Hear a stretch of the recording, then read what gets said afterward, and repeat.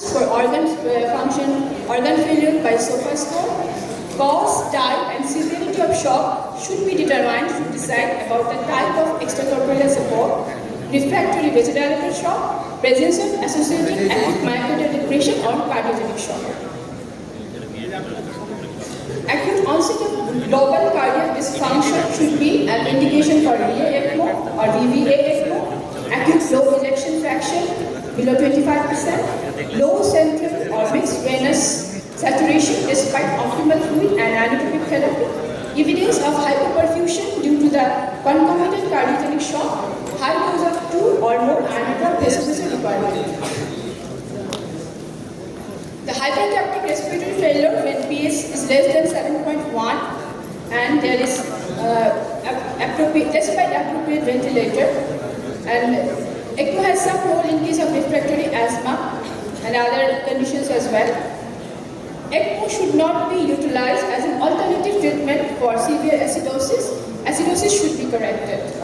And for specific extracorporeal carbon dioxide removal, there has to be ECOR. Acute right ventricular failure in the setting of ARDS should be managed because the RV function may improve with improved oxygenation, management of the sepsis, normalization of the respiratory acidosis, lowering P and interthrust pressure. There are no absolute contraindications to ECMO as each patient is considered individually concerning risks of the procedure and potential benefits. There are conditions, however, that are associated with a poor outcome despite ECMO, pre-existing conditions which affect the quality of life, irreversible brain damage, mechanical ventilation at high settings, major immunosuppression,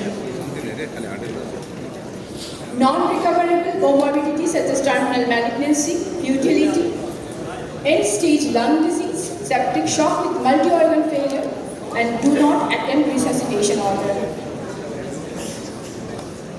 So what are the prerequisites of ECMO? The standard guideline requires optimum ventilator